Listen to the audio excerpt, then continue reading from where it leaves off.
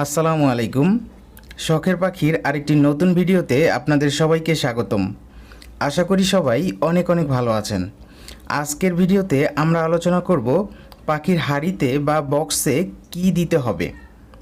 আপনারা আমাকে সবচেয়ে বেশি প্রশ্ন করেছেন এই বিষয়ে যে ভাই আপনার হাড়ির ভিতরে সাদা সাদা কি দেখতে পাচ্ছি বা হাড়ির ভিতরে কি দিতে হবে। এই কারণে আজকে আমরা এই গুরুত্বপূর্ণ টপিকটা নিয়ে আলোচনা করব। বিশেষ করে লাভবার্ড, কোকাটেল, ফিন্স এবং বাজডিগার পাখির হাড়িতে কি দিতে হবে এই বিষয়ে আলোচনা করব। এখানে কিছু কিছু পাখি আছে যেগুলোর হাড়িতে নেস্টিং ম্যাটেরিয়াল দিতে হয় এবং কিছু কিছু পাখি আছে যেগুলোর হাড়িতে কিছুই দিতে হয় না। যেসব পাখির হাড়িতে কিছু দিতে হয় না ওই সব পাখির হাড়িতে যদি আপনারা কিছু দেন তাহলে কিন্তু আর কখনোই ডিম ফুটবে না। পাখির ডিম ঠিকভাবে তা দিতে পারবে না। পাখির ডিম উল্টে পাল্টে তারপরে তা দিতে হয়। এক এক ধরনের পাখি এক একভাবে ডিমে তা দেয়। এই কারণে কারো হাড়িতে কিছু দেয়া যাবে এবং কারো হাড়িতে দেয়া যাবে না। এই বিষয়গুলো নিয়ে বিস্তারিত আলোচনা করব। এই বিষয়গুলো আপনারা যারা নতুন পাখি পালেন সবারই জানা দরকার। তাই এই ভিডিওটি আপনাদের সবার কাছে গুরুত্বপূর্ণ। ভিডিওটি না টেনে সম্পূর্ণ দেখতে থাকুন, আশা করি আপনাদের অনেক উপকারে আসবে। শুরুতেই আমরা আলোচনা করব লাভবার্ড এবং ফিন্স পাখির হাড়িতে বা বক্সে নেস্টিং ম্যাটেরিয়াল হিসেবে কি দিতে হবে।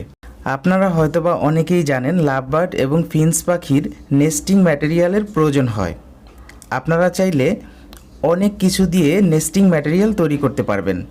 যেসব পাখি প্রাকৃতিক পরিবেশে থাকে তারা কিন্তু নানা ধরনের লতা পাতা এবং গাছের পাতা দিয়ে এই নেস্টিং ম্যাটেরিয়ালটা তৈরি করে থাকে। কিন্তু যেসব পাখি খাঁচায় থাকে তাদেরকে বাইরে থেকে নেস্টিং ম্যাটেরিয়ালটা দিতে হয়। তো সবচেয়ে ভালো নেস্টিং ম্যাটেরিয়ালটা হচ্ছে নারকেলের ছোবড়া। আপনারা এখন চিত্রে যে উপাদানটা দেখতে পাচ্ছেন এটা হচ্ছে নারকেলের ছোবড়া। খুব সহজে আপনারা এই নারকেলের ছোবড়া দিয়ে পাখির নেস্টিং ম্যাটেরিয়াল তৈরি করতে পারবেন। আপনারা এই নারকেলের ছোবড়াটা খুব ছোট ছোট চিকন চিকন করে ছিঁড়ে তারপরে খাঁচার ভিতরে দিয়ে রাখবেন। পাখিরা তাদের প্রয়োজন মতো নিয়ে নেবে। তাছাড়া অল্প কিছু পরিমাণে হাড়ির ভিতরেও দিয়ে রাখবেন, তাহলে খুব ভালো হবে। এছাড়া আপনারা তাল পাতা অথবা খেজুর পাতা দিয়েও নেস্টিং ম্যাটেরিয়াল তৈরি করতে পারেন। সেক্ষেত্রে আপনারা কাঁচা তালপাতা অথবা খেজুর পাতা সংগ্রহ করবেন। এই তালপাতা এবং খেজুর পাতাগুলোকে কাঁচা অবস্থায় লম্বালম্বিভাবে চিকন করে ছিঁড়ে তারপরে রোদে শুকাবেন। শুকানোর পরে হাড়ির ভিতরে কিছু দিয়ে রাখবেন এবং খাঁচার ভিতরে কিছু দিয়ে রাখবেন। পাখি তার প্রয়োজন মতো খাঁচা থেকে উঠিয়ে হাড়ির ভিতরে তুলে নেবে। এভাবে আপনারা খুব সহজে বাড়িতে বসে পাখির জন্য নেস্টিং ম্যাটেরিয়াল তৈরি করতে পারেন। এরপরে আমরা আলোচনা করব কোকাটেল পাখির বক্সে কি দিতে হবে। কোকাটেল পাখির জন্য কিন্তু হাড়ি ব্যবহার করা যাবে না, কারণ পাখিটার সাইজ অনেক বড়। কোকাটেল পাখির জন্য বক্স ব্যবহার করা সবচেয়ে ভালো। তাই আপনারা বক্স ব্যবহার করবেন এবং বক্সের ভিতরে কাঠের গুঁড়ি দিয়ে দেবেন। যেমন আমি আপনাদের একটা ছবি দেখাচ্ছি, এই ছবির দিকে লক্ষ্য করুন। এই ছবিতে যেই কাঠের গুঁড়োগুলো দেয়া আছে এই রকম কাঠের গুঁড়া ব্যবহার করবেন, তাহলে খুব সহজে ডিমগুলো ফুটবে। অন্যথায় কিন্তু ডিমগুলো ফুটবে না। কোকাটেল পাখির বক্সে কিন্তু আবার নারিকেলের ছোবড়া, খেজুর পাতা অথবা তালপাতা দেয়া যাবে না। এখানে কিন্তু কাঠের গুঁড়ি ব্যবহার করা সবচেয়ে ভালো। এরপরে আমরা আলোচনা করব বাজডিগার পাখির হাড়িতে কি দিতে হবে। আপনারা অনেকেই প্রশ্ন করেছেন, ভাই আপনার হাড়িতে সাদা সাদা ওগুলো কি দেখতে পাচ্ছি। এই রকম প্রশ্ন অনেকেই করেছেন এবং অনেকেই জানতে চান যে ভাই আমি নতুন পাখি পালি, তো বাজডিগার পাখির হাড়িতে আমি কি ব্যবহার করব, কি দিলে ভালো হবে। অনেকেই আমার পাখির হাড়ি দেখে আপনারা ভাবছেন যে হাড়ির ভিতরে কিছু একটা দিতে হবে, এই জন্য আপনাদের মনে এত প্রশ্ন। আসলে বাজডিগার পাখির হাড়িতে কিছু দিতে হয় না। আপনি যদি বাজডিগার পাখির হাড়িতে কিছু দেন তাহলে কিন্তু আপনার আর ডিম ফুটবে না। অথবা আপনি যদি বাজডিগার পাখির হাড়ি পরিষ্কার না করেন তাহলেও আপনার বাজডিগার পাখির ডিম ফুটবে না। কারণ হচ্ছে বাজডিগার পাখি ডিমে উল্টে পাল্টে তা দেয়। যদি ওইখানে কোনো নেস্টিং ম্যাটেরিয়াল থাকে অথবা বাজডিগার পাখির বাচ্চার পায়খানা থাকে তাহলে ওরা ভালোভাবে ডিমগুলোকে চালতে পারে না, ভালোভাবে ডিমগুলোকে উল্টে পাল্টে তা দিতে পারে না। এই কারণে ডিমগুলো আর ফুটে না। এই জন্য আপনারা সাবধান থাকবেন। বাজডিগার পাখির হাড়িতে কখনোই কিছু দেওয়া যাবে না। হাড়িটা একেবারে ক্লিন করে তারপরে দিতে হবে। আমিও কিন্তু বাজডিগার পাখির হাড়ি একেবারে ক্লিন করে ধুয়ে মুছে তারপরে দেই। তারপর আবার বলতে পারেন যে আপনার হাঁড়িতে তো ভাই সাদা সাদা কিছু একটা দেখা যায়, এটা হচ্ছে বাজরিগার পাখির বাচ্চার পায়খানা, এটা কিন্তু কোনো নেস্টিং ম্যাটেরিয়াল না, তাই আপনারা বাজরিগার পাখির হাঁড়িতে কোনো কিছু ব্যবহার করবেন না। আর পাখি একবার ডিম বাচ্চা করার পরে আবার যদি আপনি ডিম বাচ্চা করতে দেন, তাহলে সব বাচ্চাগুলোকে হাঁড়ি থেকে নামিয়ে তারপরে আপনি হাঁড়িটা ভালোভাবে পরিষ্কার করবেন। পরিষ্কার করার পরে শুকিয়ে তারপরে আবার খাঁচায় ঝুলিয়ে দেবেন। কোনোভাবেই ওই আগের হাঁড়িটা ব্যবহার করা যাবে না। ওই হাঁড়িটা অবশ্যই পরিষ্কার করে ক্লিন করে তারপর ব্যবহার করতে হবে। এমনভাবে ক্লিন করতে হবে যাতে একটা ময়লাও না থাকে হাঁড়ির ভিতরে, তাহলে আপনার সবগুলো বাচ্চাই ফুটবে। আপনারা অনেকেই প্রশ্ন করেন, ভাই আমার পাখি অনেকগুলো করে ডিম দেয় কিন্তু একটা বাচ্চাও ফোটে না। এর মূল কারণ আপনাদের হাঁড়ি পরিষ্কার না।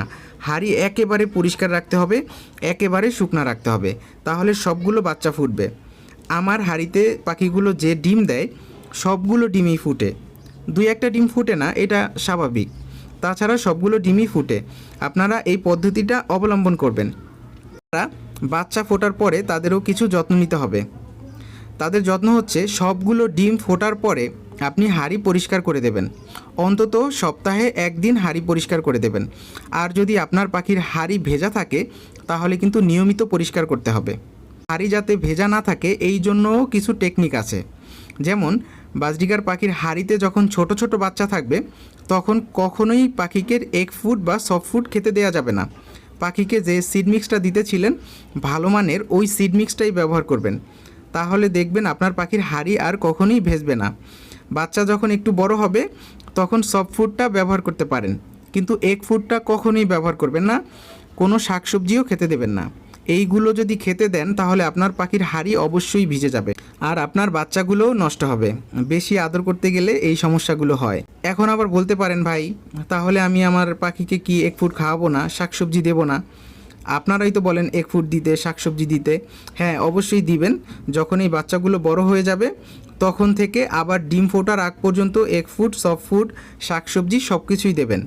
কিন্তু বাচ্চা ফোটার পরে আর কখনোই সফট ফুড বা এগ ফুড দেওয়া যাবে না, তাহলে কিন্তু হাঁড়ি ভিজে যাবে। আর শাকসবজি তো দিবেনই না। ভালো মানের একটা সিড মিক্স দেবেন। সিড মিক্সের আমার অনেক ভিডিও আছে, ওই ভিডিওগুলো দেখে ভালো মানের একটা সিড মিক্স দিবেন। আর কোনো কিছুর দরকার নেই, দেখবেন যে খুব সুন্দরভাবে আপনার বাচ্চাগুলো বড় হবে। হাঁড়ি পরিষ্কার করার ক্ষেত্রে কিছু টেকনিক ফলো করতে হবে, কারণ খুব দ্রুত হাঁড়িটা বের করে আবার খাঁচার ভিতরে দিয়ে দিতে হবে। আপনারা যদি দেরি করেন তাহলে কিন্তু অনেক পাখি বাচ্চাকে মারে এবং বাচ্চাকে খাওয়ায় না, তখন আপনি আর একটা ঝামেলায় পড়ে যাবেন, আপনাকে হ্যান্ড ফিডিং করতে হবে। এই ঝামেলা থেকে নিজেকে রক্ষা করার জন্য আপনি অতিরিক্ত কিছু হাঁড়ি রাখবেন। যেমন আপনার যদি 10 জোড়া রানিং পাখি থাকে সেইখানে আপনি 12-13টা হাঁড়ি রাখলেন, অতিরিক্ত 2-3টা হাঁড়ি রাখলেন যেগুলো সবসময় শুকিয়ে রাখবেন, ধুয়ে ভালো করে শুকিয়ে রাখবেন। এরপরে আপনি খুব সাবধানে বাচ্চাসহ হাঁড়িটা নামিয়ে আনবেন।